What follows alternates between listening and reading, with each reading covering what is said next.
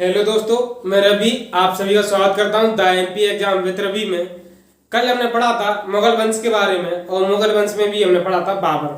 आज मैं बाबर से ही शुरुआत करूंगा और आज मैं मुख्य रूप से जो आपको पढ़ाऊंगा वो पढ़ाऊंगा हुमायूं के बारे में। तो जैसा कि आपको पता है 1530 में क्या हुआ था, आपको पता है क्या हुआ था 1530 में आपकी बाबर की क्या हुई थी? बाबर की हुई थी मृत्यु। क्या हुई थी? बाबर की मृत्यु हुई थी। और इसके चार पुत्र थे। क्या इसके चार पुत्र थे और एक पुत्री थी। एक पुत्री थी और ये चार पुत्र जो थे इसके, वो पहला था हुमायूं। कौन था दोस्तों? हुमायूं। हुमायूं, कामरान, कामरान, असगरी, असगरी और आपका हिंदाल, हिंदाल। बाबर हुमायूं को जो क्षेत्र देता है वो देता है आपका भारत का क्षेत्र देता है इसे। क्या देता है इसे? भारत का क्षेत्र। कामरान को देता है वो काबुल और कंधार। आप खा से याद रख सकते हो, खास फॉर काबुल और कंधार, काबुल और कंधार। असगरी को देता है संभल, संभल वाला क्षेत्र। आप करी से याद रख सकते हो संभल को। और हिंदाल को देता है मेवाड़। कौन सा क्षेत्र दोस्तों? मेवाड़। मेवाड़ को आप हल्दी मेवा से याद रख सकते हो, जैसे कि आप याद रखना चाहो याद रख सकते हो। और इनकी एक जो बहन थी उसका नाम है गुलबदन बेगम। बहन थी यानी कि इसकी पुत्री थी गुलबदन बेगम, गुलबदन बेगम। ये हुमायूं जो शासक बना वो बना था आपके दिल्ली और आगरा का। इसे क्षेत्र दिया गया था दिल्ली और आगरा का। मुख्य रूप से आगरा का इसे क्षेत्र दिया गया था। किसे? आपके हुमायूं को। यानी कि 1530 में बाबर की मृत्यु होती है और बाबर आप अपनी संपत्ति को अपने चारों पुत्रों में बांट देता है। हुमायूं, कामरान, असगरी, हिंदाल।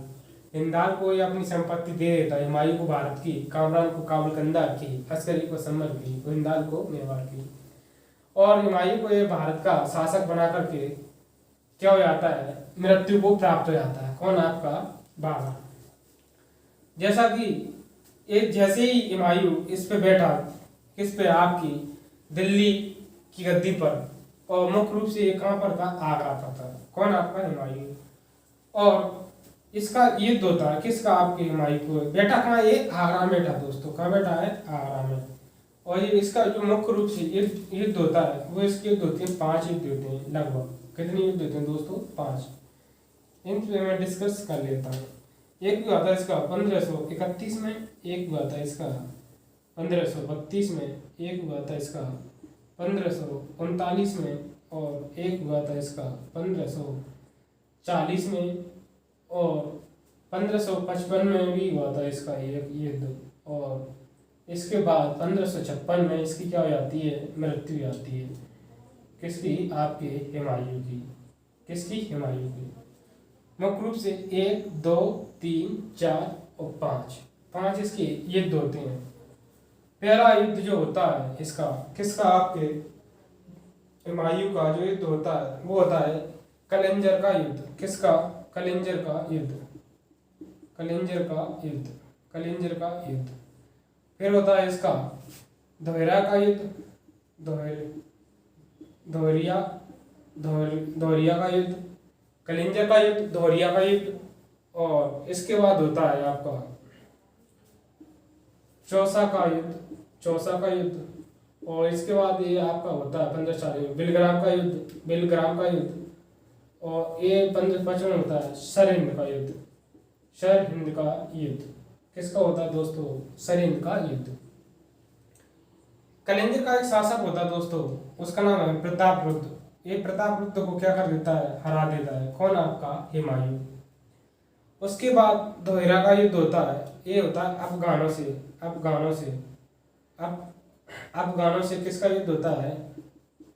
अफगानों से इसका हुमायूं का युद्ध होता है। और इसमें भी एक क्या होता है? विजयी होता है 1532 में भी।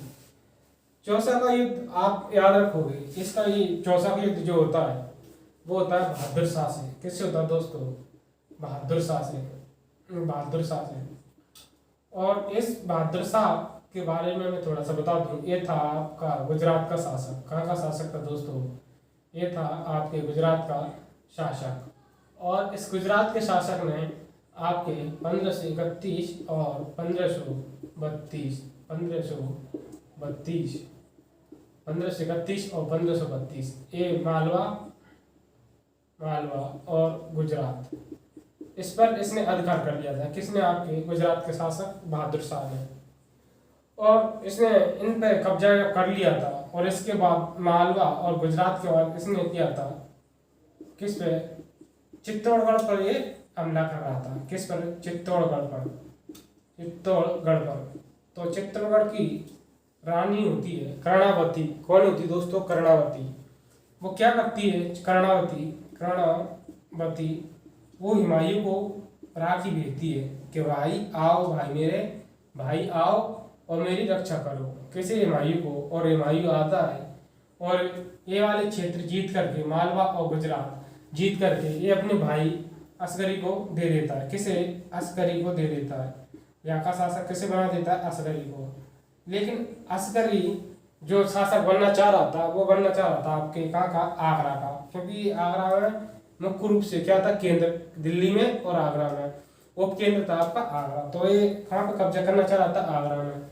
आगरा में ये अपने भाई के पास आ जाता है। कौन? आपका असगरी। और इतने में ये क्षेत्र जीते थे मालवा और गुजरात, किसने? आपके हुमायूं ने। ये वापस से कौन जीत लिया था? आपका बहादुर शाह। इस प्रकार ये मालवा और गुजरात पर फिर से किसका अधिकार हो गया था? आपके बहादुर शाह का। इसे बोला जाता है चौसा का युद्ध। क्या बोला जाता है? चौसा का युद्ध। चौसा का नहीं, दोहरिया का युद्ध दोस्तों, गलती से बोल दिए। चौसा का युद्ध नहीं है, वो है आपका चुनार का युद्ध। क्या बोला जाता है दोस्तों? 1532 में भी आता है चुनार का युद्ध। चौसा गलती से लिख दिया दोस्तों। चौसा का युद्ध ये हुआ था 1532 में। क्या हुआ था दोस्तों? 1532 में एक युद्ध हुआ था। इसके बाद इसका जो युद्ध हुआ था चुनार का युद्ध, किसका दोस्तों? चुनार का युद्ध वो हुआ था 1532 में। इसके बाद इसका चौसा का युद्ध होता है, वो होता है गंगा नदी के किनारे। किसके किनारे? ये होता है गंगा नदी के किनारे। और इस गंगा नदी किनारे आपका कौन होता है? आपका शेर खां। और शेर खां क्या करता है? इसे परास्त कर देता है। किसे? आपके थोड़ा रब कर लेता हूँ दोस्तों में।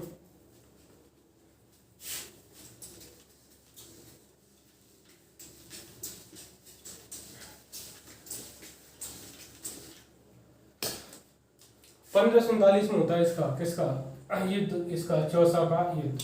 और चौसा का युद्ध जो हुआ था ये हुआ था आपके गंगा नदी किनारे। किसके किनारे? गंगा नदी किनारे। यहाँ पे था आपका शेर खां ने हुमायूं को क्या कर दिया था? परास्त कर दिया था, हरा दिया था। और इसने उपाधि धारण की थी शेरशाह सूरी की। किसकी? शेरशाह सूरी की। और ये बंदा यहाँ से जीतने के बाद थोड़ा और आगे जाता है, 1540 में जाता है। और ये आगरा से आगे निकल के ये युद्ध करता है। आगरा के आगे पड़ता है बिलग्राम, जिसे बिलग्राम युद्ध के नाम से जाना जाता है। बिलग्राम। तो ये बिलग्राम पर क्या करता है? आक्रमण करता है। कौन? आपका शेर खां। और ये बिलग्राम को भी कौन? ये जीत लेता है।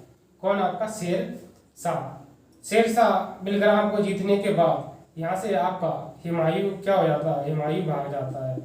और हुमायूं भागने के बाद यहाँ अमरकोट में चला जाता है।